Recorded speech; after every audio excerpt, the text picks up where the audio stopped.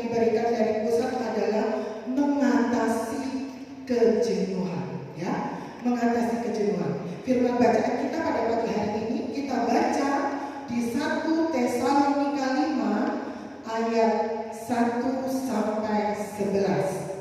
1 Tesalonika 5 ayat 1 sampai 11, ya. Mari kita baca sama-sama ya Bapak Ibu ya. 2, 3. Tetapi tentang zaman dan masa, saudara-saudara tidak perlu dituliskan kepadamu, karena kamu sendiri tahu benar-benar bahwa hari Tuhan datang seperti pencuri pada malam hari. Apabila mereka mengatakan semua damai dan aman, maka tiba-tiba ditimpa oleh kebinasaan, seperti seorang perempuan yang hamil ditimpa oleh sakit bersalin. Mereka pasti tidak akan luput. Tetapi kamu saudara-saudara, kamu tidak hidup di dalam kegelapan, sehingga hari itu tiba-tiba mendatangi kamu seperti pencuri. Karena kamu semua adalah anak-anak terang dan anak-anak siang. Kita bukanlah orang-orang malam atau orang-orang kegelapan. Sebab itu baiklah, janganlah kita tidur seperti orang-orang lain, tetapi berjaga-jaga dan sadar. Sebab mereka yang tidur waktu malam, dan mereka yang mabuk waktu malam. Tetapi kita yang adalah orang-orang siang, baiklah kita sadar dan berbaju sirah iman dan kasih, dan berketopongkan pengharapan dan keselamatan. Karena Allah tidak menetapkan kita untuk ditimpa murka, tetapi untuk beroleh keselamatan oleh Yesus Kristus Tuhan kita, yang sudah mati untuk kita, supaya entah kita berjaga-jaga, entah kita tidur, kita hidup bersama-sama dengan Dia. Karena itu nasihatilah seorang akan yang lain, dan saling membangunlah kamu seperti yang memang kamu lakukan. Amin, Bapak Ibu ya. Saya akan memberi sekilas ya tentang kota Tesalonika ya. Kota Tesalonika ini ada di ibu kota Roma ya, dekat dengan Makedonia ya. Kota ini terkenal kaya, kota ini terkenal makmur. Juga ada persembahan-persembahan berhala itu ada di sana ya. Nah, ini yang mendorong Paulus, untuk apa? Untuk dia pergi ke sana. Bukan cuma untuk pergi, tapi dia untuk apa? Untuk menetap di sana ya. Untuk menetap di sana untuk apa? Untuk dia boleh mengabarkan Injil, untuk dia boleh memenangkan banyak jiwa ya. Apa yang dilakukan Paulus itu berhasil Bapak Ibu ya, berhasil ya. Banyak orang yang percaya, banyak orang yang dimenangkan Bapak Ibu ya. Bahkan Kaisar Romawi pun dimenangkan oleh Paulus ya. Kaisar Romawi pun dimenangkan oleh Paulus. Dan Paulus ini mempunyai kerinduan biarlah kekristenan itu menjadi agama yang terbesar di kota Tesalonika. Makanya muncul yang namanya Jemaat Tesalonika. Nah, ayat yang tadi kita baca ini Bapak Ibu, Paulus ini sedang menasehati jemaat yang ada di Tesalonika ya. Untuk apa? Untuk dia berjaga-jaga. Bukan untuk berjaga-jaga tapi sadar ya. Jemaat Tesalonika ini jemaat yang sudah siap Bapak Ibu. Sudah siap untuk menunggu kedatangannya Tuhan. Dia sudah siap Bapak Ibu. Sudah siap. Tapi Paulus bilang apa? Kamu tetap berjaga-jaga. Kamu harus tetap sadar. Kamu jangan bilang semuanya aman, semuanya damai. Kamu jangan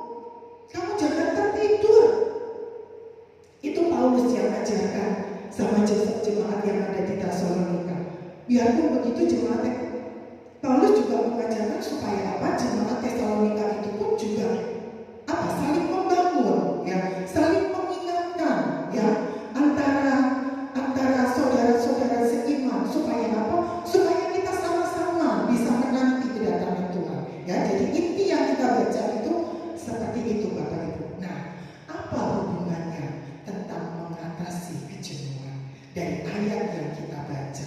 Apa hubungannya? Begini Bapak Ibu ya, dalam menanti kedatangan Tuhan, apalagi kita tidak tahu kapan waktunya, ya. Dari kita dulu sekolah minggu juga bilang Tuhan itu sudah dekat, Tuhan itu sudah mau datang, ya. Tapi sampai hari ini nggak datang tuh, ya, nggak datang. Firman Tuhan bilang kedatangan Tuhan itu nggak bisa diprediksi. Kapan harinya, kapan waktunya, kapan tanggalnya, kapan harinya, kita nggak tahu. Ya, itu yang membuat orang itu jenuh. Jenuh itu apa? Bosan. Ngomong doang, mana sampai hari ini nggak datang. Ya, sampai hari ini nggak datang. Bikin orang itu bosan, bikin orang itu capek. Benar nggak sih Tuhan ini datang? Dari saya dulu sekolah minggu sampai sekarang bilang Tuhan datang, tapi sampai hari ini nggak datang.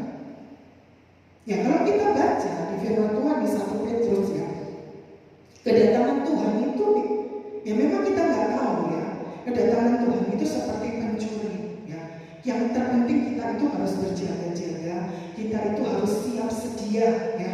Kita harus waspada, kita nggak boleh lemah, kita nggak boleh kendor, kita nggak boleh lemah, ya, untuk menanti kedatangan Tuhan. Karena satu hari bagi Tuhan itu kalau ukurannya manusia sama dengan 1000 tahun satu harinya Tuhan. Itu nanti Bapak Ibu bisa baca 1 Petrus. Satu harinya Tuhan itu sama dengan 1000 tahunnya manusia. Ya. Jadi kita juga nggak bisa apa ya? Kita ya nggak bisa memaksa Tuhan. Itu kedaulatannya Tuhan. Tapi apa yang diajarkan Paulus ketika kita menanti kedatangannya Tuhan, yang jadi pertanyaannya Paulus, kamu siap nggak? Kamu siap nggak? Seperti jemaat di Tesalonika itu sudah siap dia untuk menanti kedatangannya Tuhan. Nah, kalau Bapak Ibu saudara yang ada di tempat ini siap nggak? Ketika hari itu datang, kedatangan Tuhan itu bisa ada dua. Kedatangan Tuhan secara pribadi, yang melalui kematian yang alami, bisa juga nanti kita diangkat bersama-sama. Tapi firman Tuhan bilang kita tidak ada yang tahu kapan Tuhan itu datang. Kalau kita tahu kita bisa siap-siap. Tidak ada yang tahu. Tidak ada yang tahu. Biar pada pagi hari ini firman Tuhan ini mengingatkan kita. Dari Paulus mengingatkan kita supaya apa? Supaya kita berjaga-jaga. Supaya kita enggak lengah. Ya. Dalam kita berjaga-jaga itu Bapak Ibu, pasti ada ya, kita menghadapi yang namanya suatu tantangan ya. Apalagi kalau kita tahu ya jenuh itu apa ya.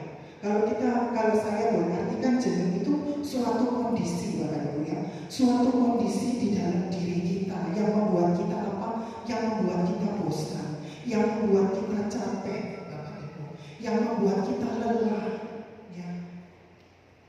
Yang membuat kita stres, baik mental, baik fisik. Yang membuat kita apa? Malas. Yang membuat kita apa? Enggan untuk melakukan apa-apa. Itu jenuh. Apalagi keadaan sekarang ya. Banyak alasan untuk orang menjadi bosan, menjadi jenuh itu banyak. Tapi firman Tuhan pada pagi hari ini mengajarkan kita untuk apa? Kita terus berjaga-jaga dan sadar. Berjaga-jaga itu apa Bapak Ibu? Berjaga-jaga itu waspada, siap siaga, jangan lengah, jangan kendor, jangan lemah. Sadar itu apa? Sadar itu bisa waspada, bisa apa? Kuasai dirimu, jangan tertidur, ayo bangun. Itu sadar. Sadar. Ini yang diajarkan Paulus adalah jemaat ini benar-benar menjaga hidupnya benar di hadapan Tuhan. Tapi Paulus nggak mau dia lemah, ya, karena dia sudah menjaga berarti aman-aman aja, gitu, aman-aman aja. Jenuh itu bukan sesuatu yang dosa, ya. Jenuh itu bukan dosa, ya. Tapi akibat dari kejenuhan itu yang mengakibatkan apa? Seseorang itu jauh dari Tuhan, hidup dalam dosa, ya. Kalau jenuh itu nggak dosa, selama kita bisa apa? Selama kita bisa mengelolanya dengan benar. Tapi kalau jenuh itu kita kasih makan, kita kasih ruang, kita ikutin, kita akan ditarik, kita akan jauh dari Tuhan. Itu yang harus kita waspada. Apalagi kita hidup di dalam dunia ini, banyak alasan untuk kita capek, untuk kita jenuh, untuk kita malas, itu banyak. Tapi firman Tuhan pada pagi hari ini bilang, berjaga-jagalah dan sadarlah. Artinya, masalah boleh ada, tantangan boleh ada, tapi kuasai itu, kendalikan itu, jangan diikuti. Apalagi selama ini ya, pengiringan kita sama Tuhan ya sudah sejauh ini, mestinya tambah lama kita harus tambah naik level, bukan tambah lama tambah turun. Kalau orang berjaga-jaga, dia akan menjaga itu jangan sampai levelnya itu turun. Itu berjaga-jaga. Karena apa? Dia waspada, dia tidak kendor, dia tidak lemah. Tantangan ada. Dalam menampilkan Tuhan itu tantangan itu pasti ada. Dalam kita menjaga hidup kita benar, kita mempersiapkan kedatangan Tuhan, tantangan itu ada, masalah itu ada. Masalah itu ada di dalam hidup kita. Apa yang membuat kita bisa jenuh banyak banget? Karena tekanan hidup, karena tuntutan hidup, karena masalah yang gak selesai-selesai, karena rutinitas, karena apa? Karena ekspektasi kita terlalu tinggi. Karena apa? Karena apa yang kita inginkan tidak sesuai harapan. Itu bisa membuat orang jenuh. Karena apa? Karena dosa. Itu bisa membuat orang itu jenuh. Tapi firman Tuhan pada pagi hari ini, apapun keadaanmu, kamu harus sadar, kamu harus kuasai dirimu. Kamu harus kuasai dirimu. Jangan lemah. Banyak hal Bapak Ibu. Hari-hari ini gereja-gereja Tuhan lagi dimurnikan. Gereja-gereja Tuhan bukan bangunannya, kita ini lagi dimurnikan sama Tuhan. Untuk kedatangannya, Tuhan akan pisahkan mana domba, mana kambing. Gereja-gereja Tuhan sekarang lagi digoncang, lagi dimurnikan. Ikut Tuhan gak bisa B aja. Ikut Tuhan harus sungguh-sungguh. Ikut Tuhan harus sungguh-sungguh. Kalau kita B aja, kita tidak bisa mempersiapkan jalan bagi Tuhan, maupun kita menanti kedatangan Tuhan. Tapi kalau kita B aja tidak bisa. Gak bisa. Tantangan itu pasti ada, selama kita hidup itu pasti ada. Tapi kita punya jalan keluar untuk menghadapi tantangan. Kita harus kemana kita sudah tahu. Ya. Makanya firman Tuhan ini diangkat karena apa? Banyak orang-orang yang mengalami yang namanya kelelahan iman, kelelahan rohani, kejenuhan, yang membuat orang-orang percaya itu jauh dari Tuhan, hidup menyimpang dari jalan Tuhan. Ya, kalau kita baca dari firman yang kita baca pada pagi hari ini, kita seperti jemaat kita di Tesalonika, di atas Tesalonika, mereka jemaat yang benar-benar siap untuk menanti kedatangan Tuhan. Tapi Paulus bilang apa? Kamu terus berjaga-jaga.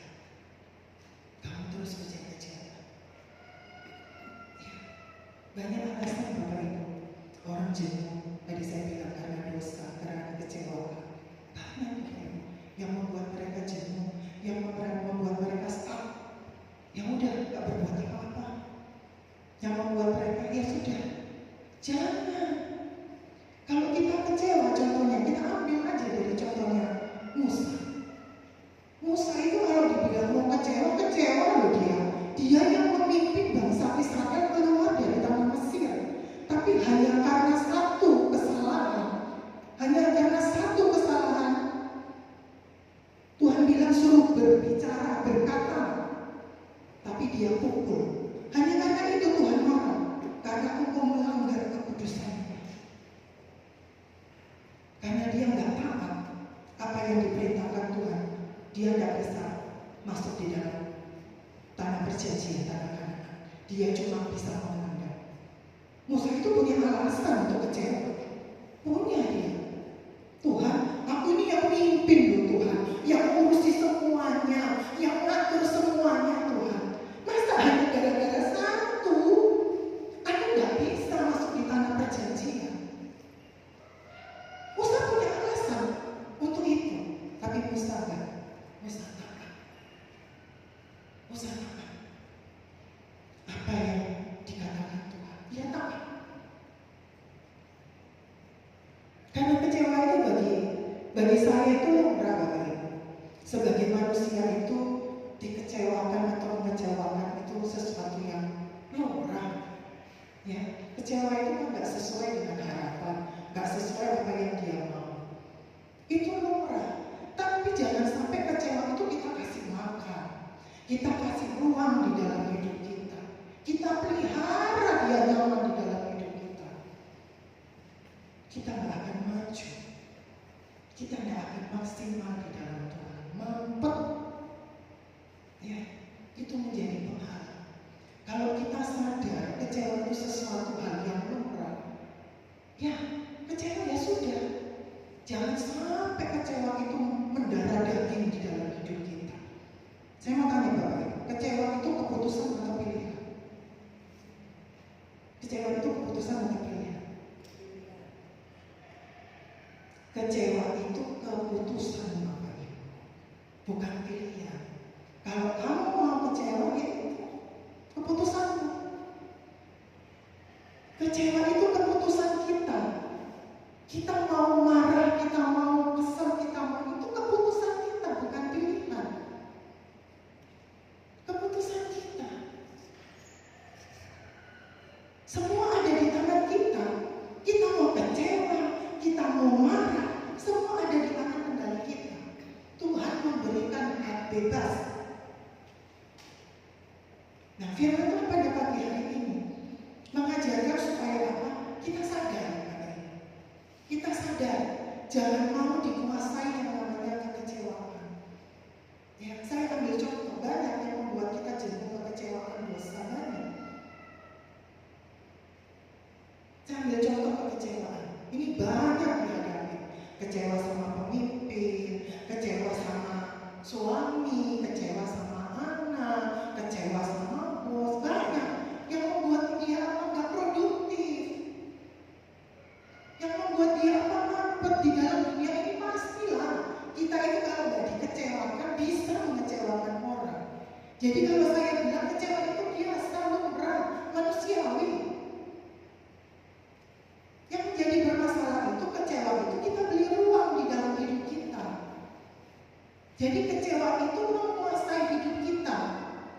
Nah, kalau kecewa itu kita pelihara, jadi benci, jadi dendam. Yang rugi siapa? Kita. Yang rugi kita. Dengan kecewa itu kita bisa datang sama Tuhan. Gak bisa. Tuhan bilang apa? Selesaikan dulu. Kalau ngomongnya masalah, selesaikan dulu baru kamu mulai menghadap aku. Nah, kalau kita jauh dari Tuhan, yang rugi itu bukan Tuhan, kita yang rugi. Kita meninggalkan perlindungannya, kita meninggalkan kasih anugerahnya.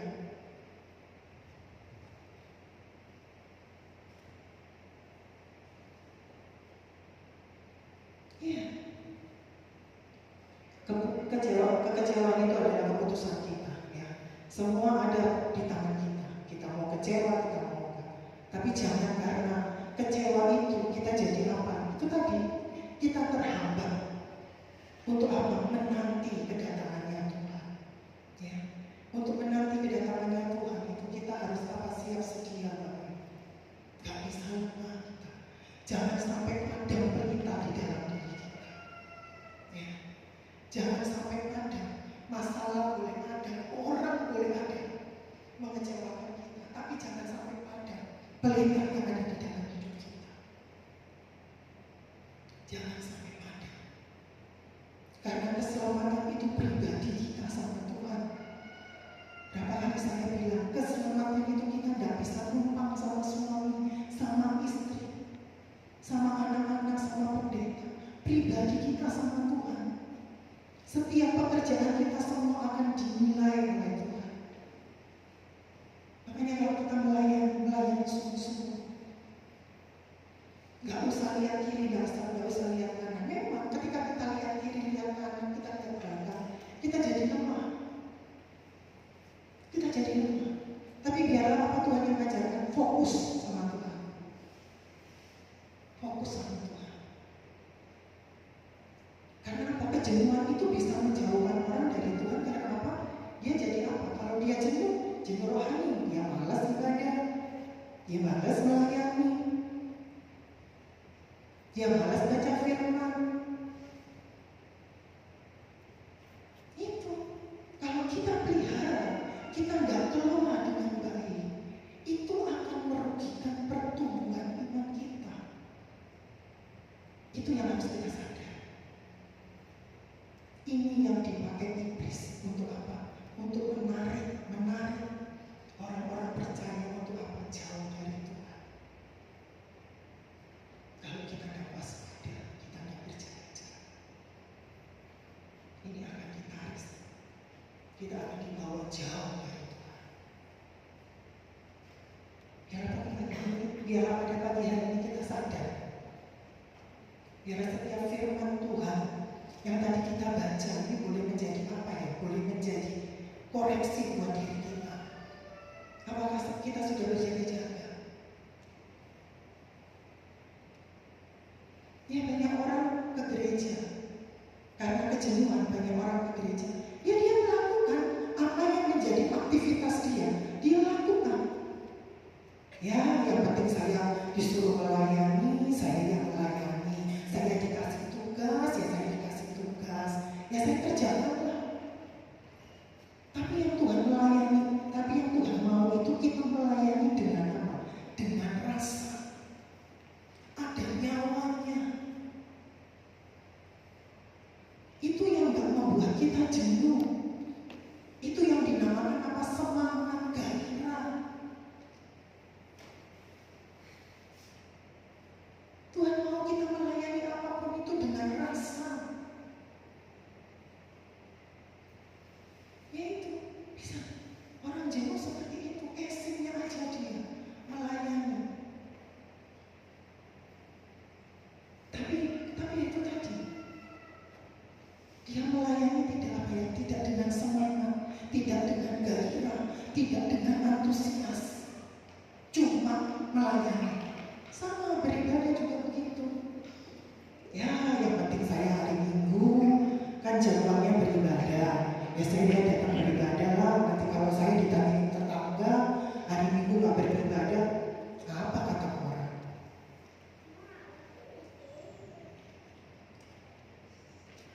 Iya, ibadah itu bukan menjadi satu apa ya? Bukan menjadi satu kebutuhan buat kita. Hanya menjadi suatu kewajiban aja. Harusnya ibadah itu menjadi suatu kebutuhan. Kebutuhan bagi kita. Kebutuhan bagi kita. Karena apa? Kita datang beribadah itu ada tujuannya. Bukan untuk memenuhi kursi. Kita datang beribadah itu mau berjumpa dengan Tuhan. Kita mau ketemu sama Tuhan. Itu perlu persiapan. Perlu persiapan. Kita mau terima tamu aja perlu persiapan kok. Kita mau menyekolahkan anak aja perlu persiapan kok. Kita mau menikah perlu persiapan.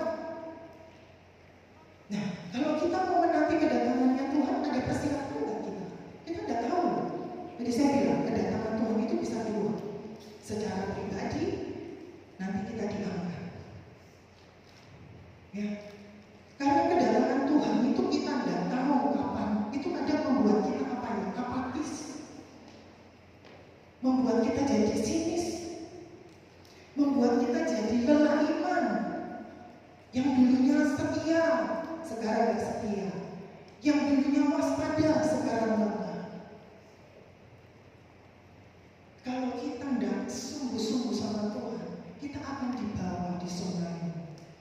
Di zona ini kita akan dibawa. Biar pada pagi hari ini kita apa ya? Kita sadar. Kita jangan lemah. Ya, kita jangan lemah. Karena apa Bapak Ibu? Penghakiman pertama itu akan dimulai di rumah Tuhan. Penghakiman pertama itu akan dimulai di rumah Tuhan. Makanya saya nggak bosan-bosan kalau ikut Tuhan itu yang sungguh-sungguh. Nggak usah ikut-ikutan sama orang. Ya, kadang kita ini lebih apa ya? Lebih ikut-ikutan sama orang gitu. Kalau orang yang diikutin benar nggak apa. Kalau orang yang diikutin menjerumuskan kita sendiri yang bakal keluar.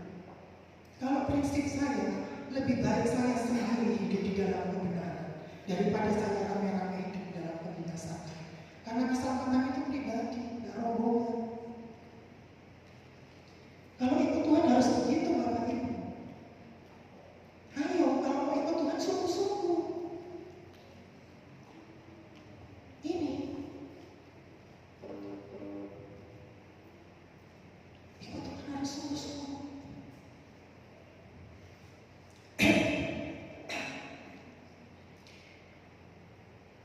Jadi kan saya sudah jelaskan ya, banyak hal yang membuat orang itu bisa jenuh. Tadi saya sudah jelaskan ya, kekecewaan, dosa, tekanan hidup, masalah yang gak selesai-selesai.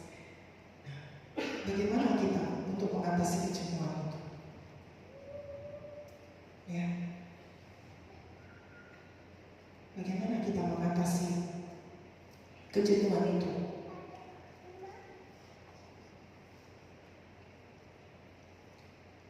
Datang pada Tuhan. Gak ada cara lain. Datang sama Tuhan, bilang, Tuhan, aku capek Tuhan. Tuhan, aku kesel Tuhan. Aku bosan Tuhan. Kayak gini-gini terus Tuhan. Utarakan semuanya. Jujur di hadapan Tuhan. Saya kalau dalam kondisi yang gak enak begitu pun saya datang sama Tuhan. Meskipun saya gak bisa ngomong panjang lebar, tapi apa yang saya rasakan saya ungkapkan. Saya ngomong. Ya itu yang tidak membuat kita apa ya? Jauh dari Tuhan. Karena kejenuhan itu tadi saya sudah bilang, kalau kita kasih makan, kita kasih uang, kita akan ditarik jauh dari Tuhan. Dan kita akan hidup dalam dosa. Orang yang jauh dari Tuhan pasti jatuh dalam dosa.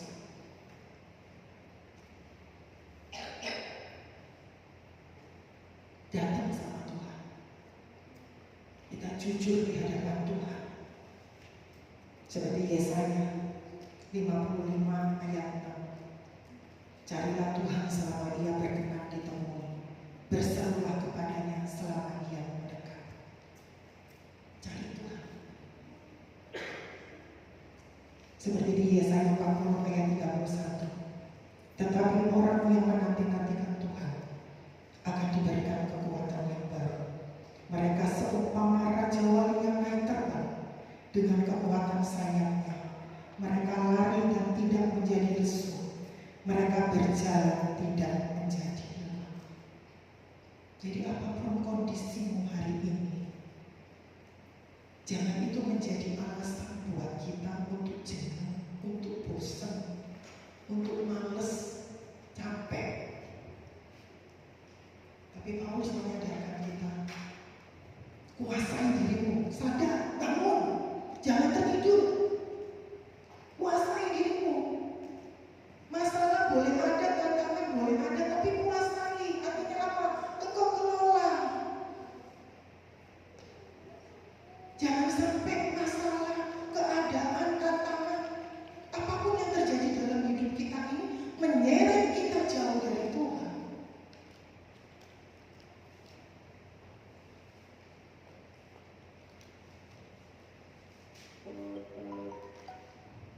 Firman Tuhan juga bilang tadi apa? Yesaya, tetapi orang yang menanti-nantikan Tuhan diberikan kekuatan yang baru.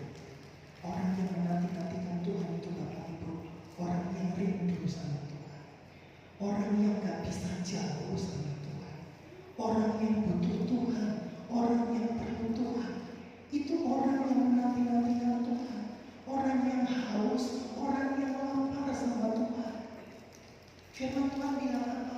Diberikan kekuatan yang baru. Sebab sejauh mana engkau menanti-nantikan Tuhan, segitu kuatnya engkau di depan. Sejauh-jauhnya engkau, sedalam-dalamnya engkau, segetol-getolnya engkau menantikan Tuhan, begitu besar kekuatan. Kekuatan manusia itu terbatas. Hanya kekuatan Tuhan itu yang memampukan kita. Kekuatan kita itu terbatas. Jadi masalah apapun, kejenuhan apapun yang kita alami, solusinya datang sama Tuhan. Datang dengan kerendahan hati, dengan hati yang hancur sama Tuhan. Ini aku Tuhan, aku banyak kekurangan, aku banyak kelemahan, aku butuh tuntunan Tuhan, aku butuh pimpinan Tuhan, mampukan aku Tuhan. Untuk aku bisa bergairah, untuk aku bisa bersemangat di dalam Tuhan. Kita perlu itu, kita perlu Tuhan.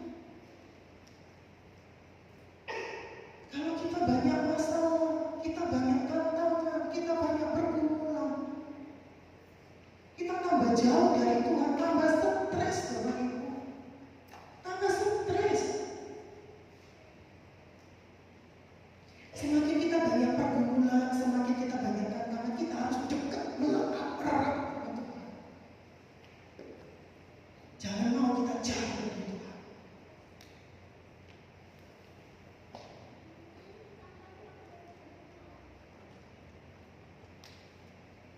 Dan itu mengatasi kejenuhan yang pertama adalah saya nggak akan bagikan semuanya ya, ini poinnya banyak. Nanti sebagian saya akan sampaikan nanti pada sore ya. Ini saya cuma ambil berapa poin aja ya. Ini panjang ya, tapi saya nanti akan teruskan nanti poin yang selanjutnya di ibadah yang kedua ya. Ya. Datang kepada Tuhan itu membuat kita Allah dekat sama Tuhan. Seperti firman Tuhan bilang apa? Hanya dekat Allah saja yang tenang, dari hanya keselamatan. Iya. Ketenangan di dunia ini sementara. Apa yang ditawarkan dunia ini cuma sementara ketenangan. Ketenangan yang sejati itu adanya di dalam Tuhan. Ketenangan yang sejati itu tidak bisa dibeli dengan uang, tidak bisa. Ketenangan sejati itu bisa kita dapat ketika kita memiliki hubungan yang erat dengan Tuhan. Apalagi kita menantikan kedatangan Tuhan. Kita harus nempel terus sama Tuhan. Bukan berarti kita nempel, kita tidak kerja, kita tidak melakukan apa-apa. Bukan. Kita itu tetap terkoneksi sama Tuhan, tetap terhubung sama Tuhan. Maupun di pekerjaan, maupun di mana. Hati kita ini tetap terkoneksi sama Tuhan, tetap terhubung sama Tuhan. Coba, kalau hati kita ini loh tetap terkoneksi, tetap terhubung dengan Tuhan, apa yang gak bisa Tuhan kerjakan di dalam hidup kita?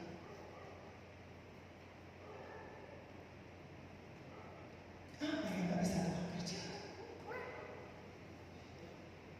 Makanya saya juga bilang sama Bapak Ibu, zaman ini bukan semakin tambah baik ya, bukan semakin tambah baik.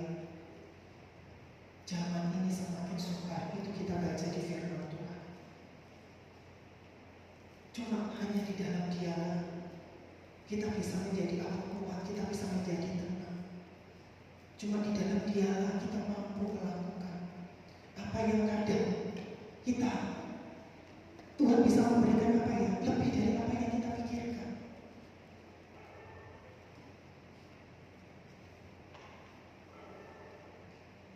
Jadi cara untuk mengatasi kejenuhan Yang pertama adalah datang kepada Tuhan.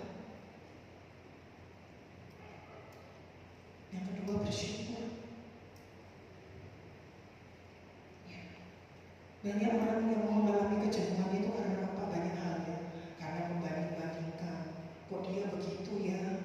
Kok saya ini kerja dari pagi sampai malam kok gini-gini aja? Kok gak ada satu terobosan ya di dalam rumah tangga saya, di dalam ekonomi saya? Karena bisa seperti itu. Kejenuhan. Karena apa? Kita membanding-bandingkan. Makanya perlu supaya kita tidak membanding-bandingkan, sebab perlu bersyukur.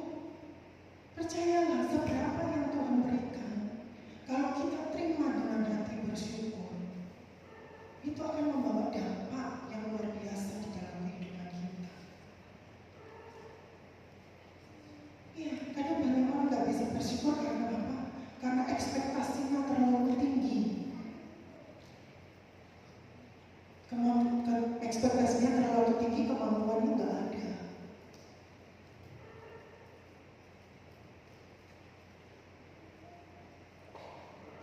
Ada orang yang gak bisa bersyukur karena apa? Ya itu tadi, karena gak sesuai dengan apa yang kita mau. Maunya kita begini, maunya kita begini, ternyata kayak begini. Itu bisa membuat orang jenuh.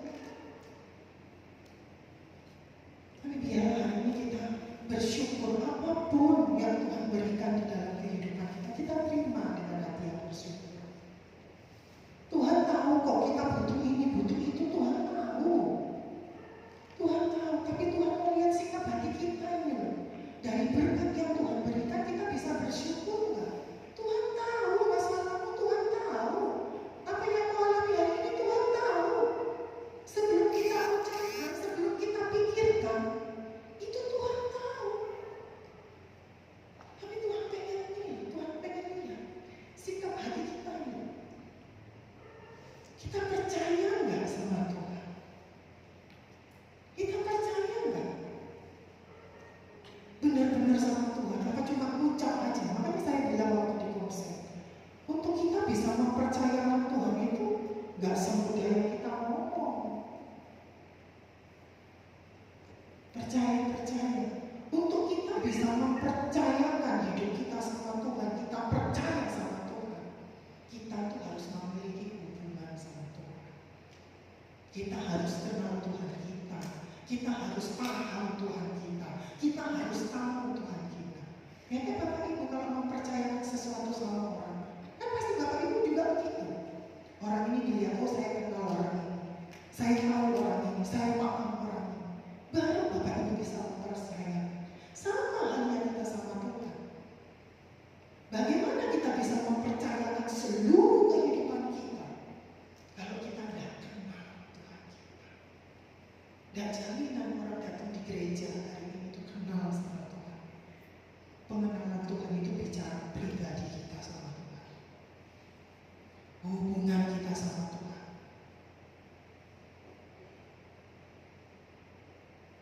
Ya, untuk kita mengatasi kejenuhan, yang kedua adalah bersyukur. Mengucap syukurlah, bersyukurlah atas segala hal, sebab itulah yang dikehendaki Allah bagi kamu yang ada di dalam Kristus Yesus. 1 Tesalonika 5 ayat 18. Jangan,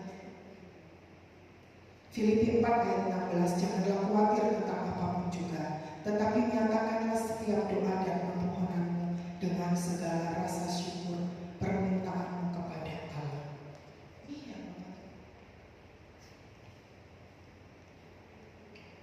alasan kita bersyukur itu apa sih Bapak Ibu? Apa alasan kita bersyukur? Kadang orang mau bicara bersyukur. Alasan kita bersyukur apa? Alasan kita bersyukur itu karena Tuhan terlalu baik, sangat baik di dalam kehidupan kita.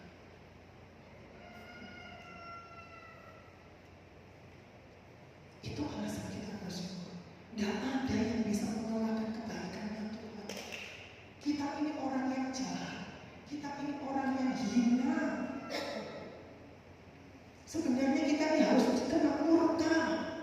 Sebenarnya kita ini harus binasa. Tapi karena kasihnya, karena kebaikannya, kita ada sampai bersyukur karena apa? Itu tadi kebaikannya Tuhan. Kedua apa? Alasan kita bersyukur karena apa? Ya kita mengingat akan segala kebaikan-kebaikan Tuhan di dalam hidup kita. Coba kita lihat 5 tahun yang lalu kita seperti apa? 10 tahun yang lalu kita seperti apa? 20 tahun yang lalu kita seperti apa? Kalau kita bisa hari ini bukan karena kuat dan gagah kita. Itu semua karena Tuhan. Itu semua karena kebaikan Tuhan. Makanya saya bilang gak ada dalam hidup yang mau disombongin. Kalau kita ada sampai hari ini, itu semua karena kasih dan anugerah Tuhan. Itu semua karena pemeliharaan Tuhan.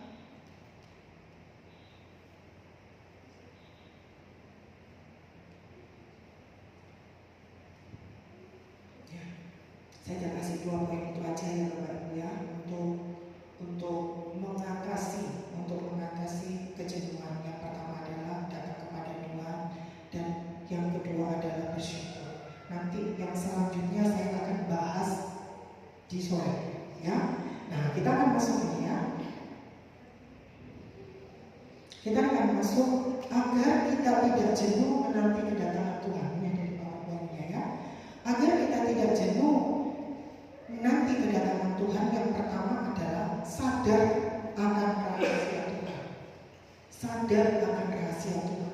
Kalau kita sadar akan rahasia Tuhan, kita nggak akan mempertanyakan kapan waktunya Tuhan, kapan Tuhan datang, tanggal berapa, hari apa, jam berapa. Kalau kita sadar, itu rahasia Tuhan. Karena apa? Waktu dan rencana Tuhan itu lebih tinggi ya. Waktu itu adalah pemberian Tuhan, anugerah Tuhan buat kita ya. Yang pemilik waktu itu adalah Tuhan. Lamanya kita, berapa lamanya kita, itu semua ada di tangan Tuhan ya. Yang menjadi pertanyaannya bukan lamanya kita hidup, tapi selama kita hidup itu kita bermanfaat nggak? Kita menjadi berkat nggak? Kita isi apa dengan waktu yang Tuhan berikan? Kita isi dengan hal-hal yang sia-sia atau hal yang berkenan di hadapan Tuhan? Itu yang jadi pertanyaannya. Karena apa? Perencanaan Tuhan itu lebih tinggi. Artinya apa? Kita tidak bisa menyelami pikirannya Tuhan, rencananya Tuhan ya. Rencananya Tuhan itu tidak pernah rencana yang kecelakaan, tidak pernah. Tuhan itu tidak pernah mencelakakan kita, tidak pernah. Rancangannya Tuhan itu jauh lebih tinggi dari apa yang kita pikirkan ya. Jauh lebih tinggi. Makanya kita itu tidak bisa memahami rancangannya Tuhan, pikirannya Tuhan. Kita itu tidak bisa menyelami. Yang Tuhan mau dari kita apa? Taat. Taat aja. Taat aja. Kalau Tuhan bilang apa, lakukan, taat aja. Kalau firman Tuhan sudah bilang berjaga-jaga, ya berjaga-jaga. Sadar, ya sadar, jangan tertidur. Kuasai diri.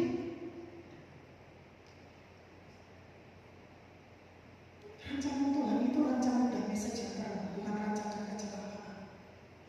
Ya, yang membawa kita itu damai sukacita, yang membawa kita itu penuh harapan. Itu rancangan Tuhan. Makanya rancangan Tuhan itu lebih tinggi. Kita tidak bisa menjangkau. Tuhan itu lebih ke depan. Tuhan itu lebih memikirkan ke depannya. Kadang apa yang diperadakan dalam hidup kita tuh kadang gak enak, kadang sakit. Kadang proses-proses yang kita hadapi itu gak enak. Yang membuat kita itu jenuh tadi itu, yang membuat kita pengen lari, yang membuat kita nyerah, yang membuat kita khawatir. Tapi Dia Tuhan yang gak pernah lalai dengan janjinya.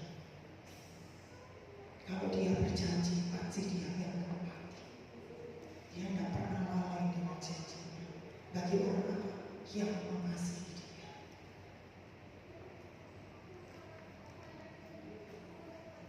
Jadi sadar akan rahasia Tuhan. Yang pertama adalah waktu dan rancangan Tuhan itu lebih tinggi, ya. Waktu dan rancangan Tuhan itu lebih tinggi. Rancangan dan waktu Tuhan berbeda dengan rancangan dan waktu manusia. Kita seringkali ingin sesuatu terjadi dengan cepat, tetapi Tuhan memiliki agenda dan tujuan yang sempurna. Itu rancangan Tuhan.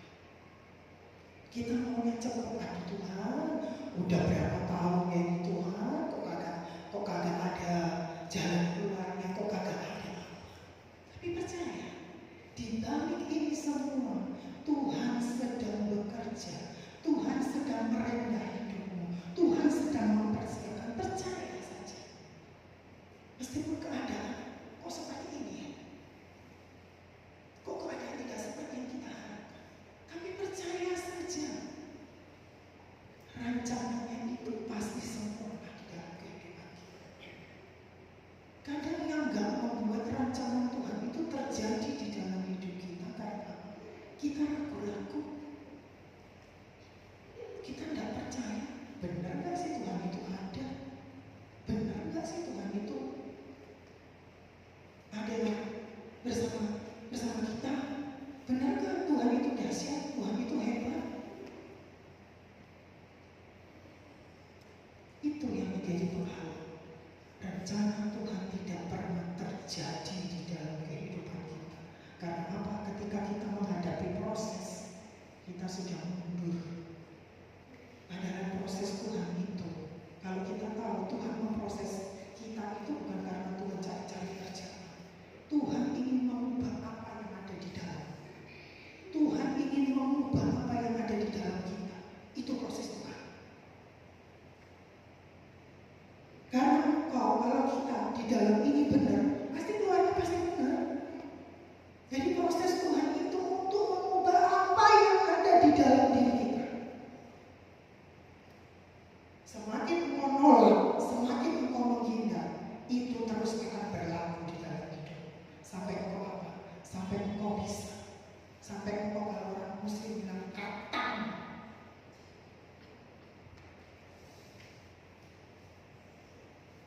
Saya waktu renungkan tentang proses, tentang apa saya baca, inti dari proses Tuhan itu yang saya makan. Tuhan ingin mengubah apa yang ada di dalam kita. Ini yang menjadi monster, ini yang menjadi apa? Goliat dalam kehidupan.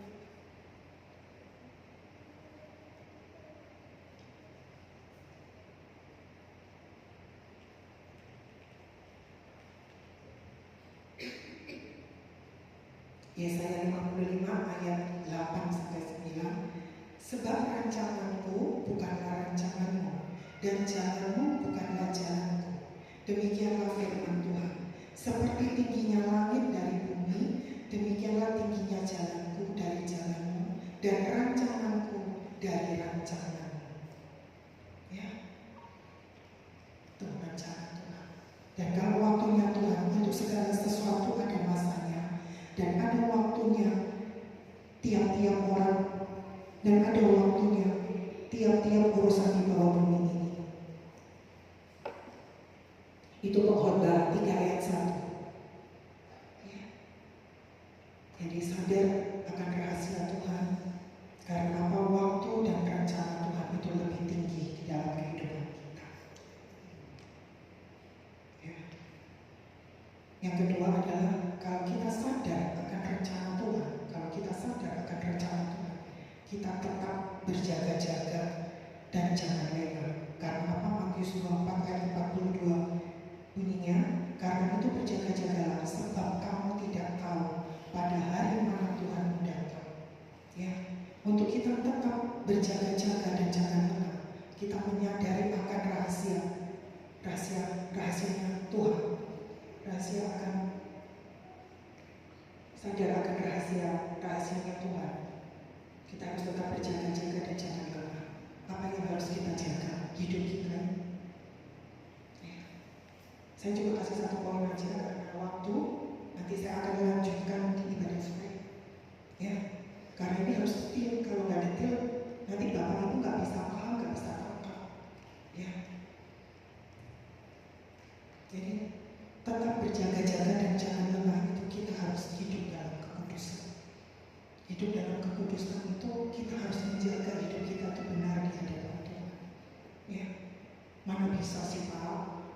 bisa sih Bu kita hidup kudus? Bisa Bapak Ibu.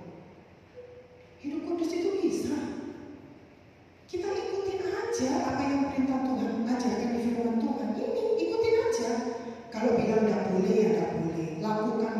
Udah itu aja.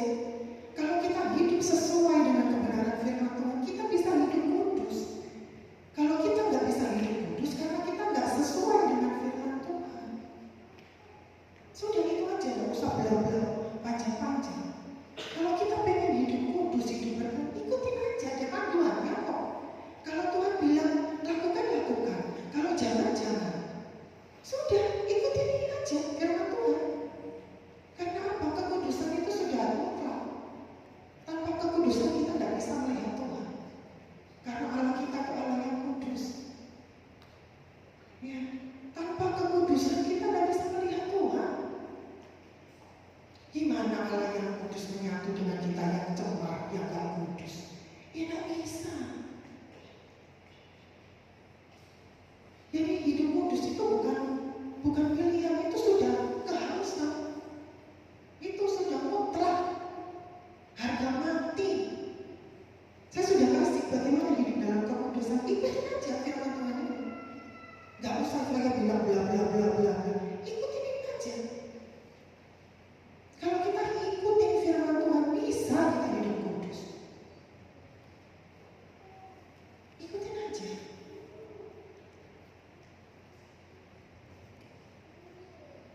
Hidup kudus itu meninggalkan dosa, ya. Kita meninggalkan dosa, kita menjauhi dosa, ya.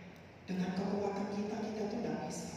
Makanya kita perlu Roh Kudus yang memampukan kita, ya.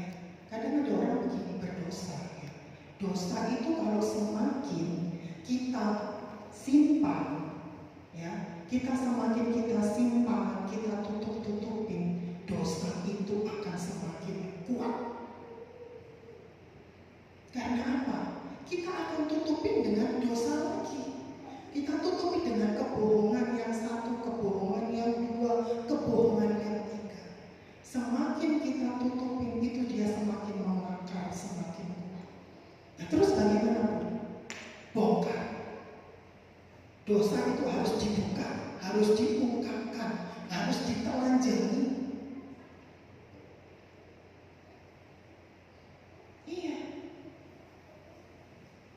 Akui di hadapan Tuhan jujur, bertobat, cari orang yang bisa mendoakan, cari saksi yang bisa melihat pertobatanmu. Itu yang menjadi apa? Itu yang menjadi pagar buat dia. Ketika dia miring ke kiri ke kanan, ada orang yang menjadi saksi, yang menjadi pagar. Bukannya tadi firman Tuhan bilang tadi kita baca supaya kita saling menasehati satu dengan yang lain untuk menanti kedatangan Tuhan. Iya. Dosa itu nggak perlu dua, nggak perlu tiga. Hanya satu dosa. Karena kita sudah 100 kita melakukan kebaikan, tetap dosa. Firman Tuhan bilang apa? Upah dosa adalah maut. Bukan upah dosa-dosa, tapi upah dosa adalah maut. Berarti tunggal. Hanya karena satu dosa cemar semuanya. Iya, perlu diperhatikan. Hanya satu dosa cemar semuanya. Yang lalu baik itu sudah hilang hanya karena satu dosa itu. Waktu saya baca upah dosa adalah maut. Kenapa nggak ditulis upah dosa? Artinya apa? Satu dosa itu mencemarkan semuanya. Hanya hati-hati. Firman Tuhan akan bilang, perhatikanlah, kamu jangan seperti orang bebal. Perhatikanlah kamu hidup. Ya, jadilah arif. Lihat hidupmu itu dengan sesama, bukan hidup orang lain. Hidup kita ini, kita nggak usah ngurusin orang lain. Hidup kita dulu, benar dulu. Dengan sesama.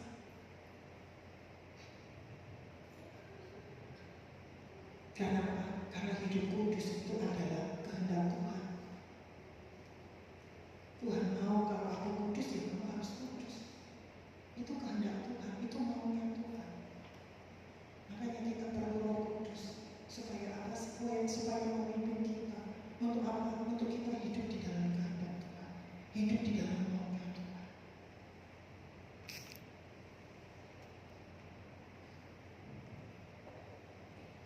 1 Petrus 1 ayat 15-16-nya. Tetapi hendaklah kamu menjadi kudus, dan di dalam seluruh hidupmu sama seperti Dia yang kudus dan yang telah memanggil kamu. Sebab ada tertulis, kuduslah kamu, sebab aku kudus. Wahyu 16 ayat 15. Lihatlah, aku datang seperti pencuri. Berbahagialah dia yang berjaga-jaga dan yang memperhatikan pakaiannya. Pakaian itu berbicara tentang kekudusan. Pakaiannya, supaya ia jangan berjalan dengan telanjang dan jangan kelihatan kemaluannya.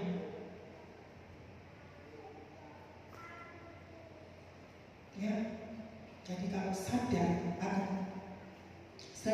rahasia Tuhan, kita yang pertama tadi apa? Waktu dan rencana Tuhan itu lebih tinggi. Yang kedua apa? Kita tetap berjaga-jaga. Kita jangan apa yang harus kita lakukan, hidup kudus, hidup di dalam kekudusan. Hidup di dalam kekudusan itu sudah mutlak, tidak bisa ditawar-tawar. Kalau kita menjadi anak Tuhan, kita harus hidup kudus. Itu sudah tidak bisa ditawar-tawar. Ya, karena kudus itu sudah kehendaknya Tuhan. Bagaimana kita bisa hidup kudus? Ikuti petunjuk firman Tuhan. Bisa kita hidup kudus. Ikutin aja. Jangan menyimpang. Ikutin aja petunjuk itu. Kita bisa. Karena kita tidak bisa hidup kudus karena kita tidak sesuai dengan firman Tuhan.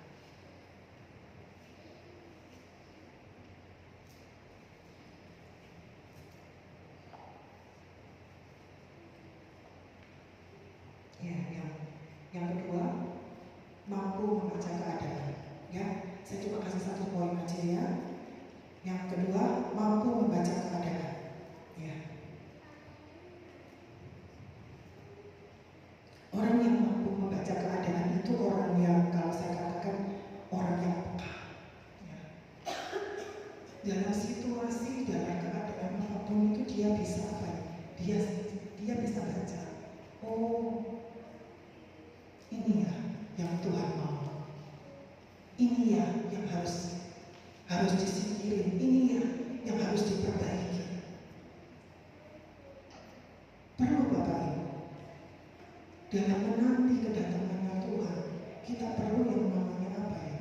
Perlu yang namanya bisa membaca keadaan. Perlu yang namanya kepekaan, Bapak Ibu. Kepekaan. Kalau kita lihat hari-hari ini Bapak Ibu, keadaan. Kalau kita peka, ini bentuk panggilan Tuhan untuk panggil kita, ayo kamu balik, ayo kamu sungguh-sungguh sama aku. Kalau kita peka, kalau lihat keadaan seperti ini bentuk panggilan Tuhan bagi kita. Untuk kita apa? Berbalik. Ayo kita tata hidup kita. Kita benerin hidup kita. Kita sungguh-sungguh. Untuk kita bisa membaca keadaan, kita perlu yang namanya kepekaan. Kepekaan itu bisa kita dapat ketika kita mempunyai hubungan relasi dengan Tuhan, hubungan yang intim dengan Tuhan. Bagaimana kita bisa peka kalau kita tidak punya hubungan sama Tuhan? Kalau kita peka, kalau kita memiliki hubungan sama Tuhan, kita tahu apa yang maksudnya Tuhan seperti ini apa. Apa yang Tuhan mau untuk aku kerjakan? Apa yang Tuhan mau untuk aku kerjakan? Apa yang salah Tuhan? Perlu kepekaan. Demikian juga di dalam kehidupan kita jadi anak-anak Tuhan, kita juga perlu kepekaan. Lihat teman-teman kita yang peduli, itu perlu yang namanya kepekaan. Gak semua orang peka.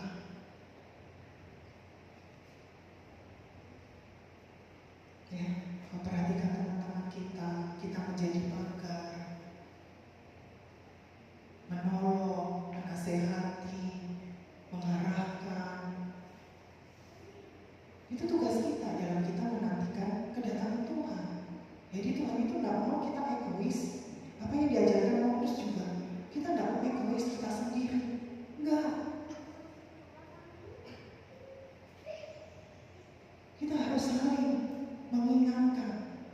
saling mengingatkan, saling menasehati, saling menegur, saling memperhatikan.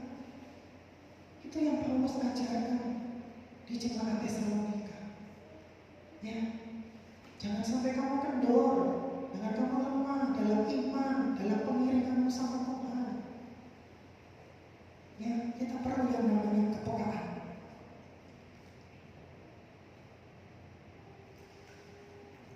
Ketidakmampuan membaca keadaan, ketidakmampuan membaca keadaan apabila mereka mengatakan semuanya damai dan aman, ya, menunjukkan bahwa orang-orang ini telah kehilangan kemampuan untuk membaca dan memahami tanda-tanda bahaya sebenarnya. Seperti tadi yang kita baca, oh semuanya damai kok, semuanya aman kok.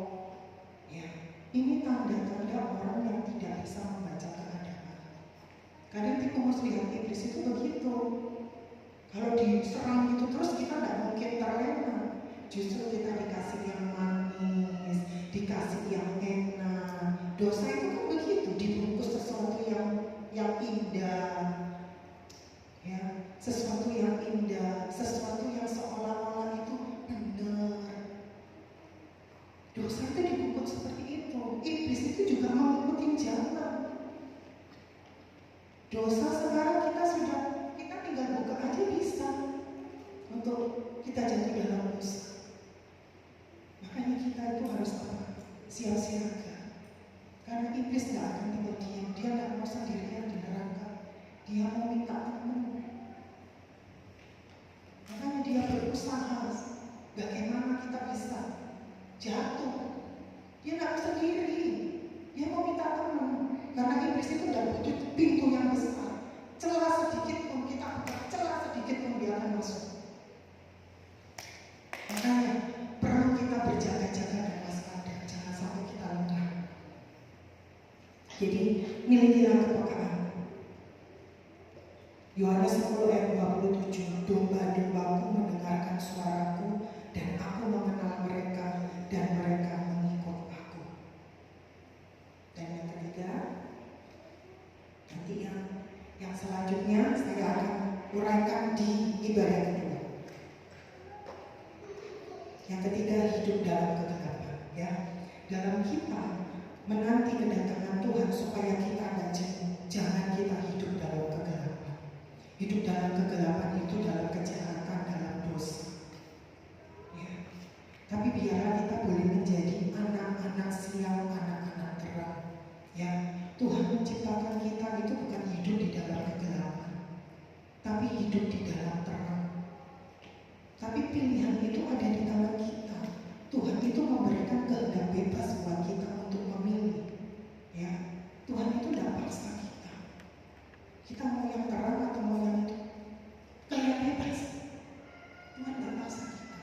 Tapi biarlah pada pagi hari ini firman Tuhan mengingatkan kita supaya apa? Supaya kita hidup di dalam kebenaran. Supaya kita hidup itu sebagai anak-anak siang, anak-anak terang. Hidup yang dituntun dipimpin oleh Tuhan. Hidup yang sesuai dengan kehendak Tuhan. Hidup yang benar, hidup yang berkenan di hadapan Tuhan. Itu persiapan kita menanti kedatangan Tuhan. Tidak bisa kita pura-pura. Ya, tidak bisa kita pura-pura, Bapak Ibu. Dalam menanti kedatangan Tuhan, kita pura-pura tidak bisa. Harus sungguh-sungguh. Harus kita memiliki kesadaran. Kita sadar, jangan tidur, jangan lemah. Kita waspada, kuasai dirimu, sadar.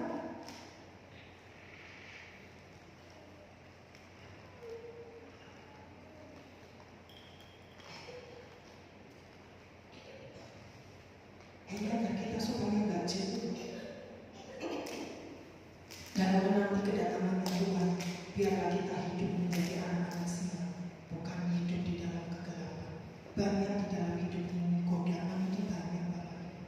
Yang bisa menjerumuskan kita itu banyak, Bapak Ibu.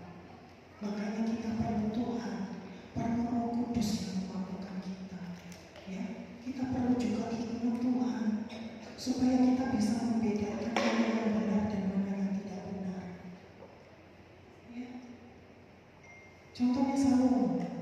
Salomo itu orang yang dipenuhi hikmat, tapi lihat akhirnya kejatuhannya. Jadi pintar saja itu tidak cukup kalau dia tidak bisa menjaga hati. Jadi pintar aja tidak cukup kalau dia tidak bisa menjaga hatinya. Firman Tuhan bilang, akan jagalah hatimu dengan segala kewaspadaan, karena di situlah terpancar kehidupan. Jadi bukan pintar doang, tapi kalau kita tidak bisa menjaga hati kita, kita jatuh dalam dosa. Jatuh dalam dosa. Biarlah pada pagi hari ini kita minta tuntunan dari Roh Kudus, supaya Roh Kudus yang memampukan kita, ya. Sebagai ayat penutup, sebab dahulu kamu adalah kegelapan, tetapi sekarang terang di dalam Tuhan. Hiduplah sebagai anak-anak terang. 1 Yohanes 2 ayat 11. Tetapi barang siapa membenci saudaranya, ia berada di dalam kegelapan dan hidup dalam kegelapan. Ia tahu kemana ia pergi, karena kegelapan itu telah membutakan mata. Ya, Bapak Ibu, karena waktu yang sudah semakin semakin sudah waktunya sudah semakin jauh. Jadi saya akhiri sampai di sini. Nanti saya akan teruskan di ibadah yang kedua, karena ini poinnya juga banyak, ya. Saya akan teruskan di ibadah yang kedua. Jadi kata-kata penutup saya, pergunakanlah waktu sebaik-baiknya menjelang hari kedatangannya. Itu pesan saya. Jadi pergunakanlah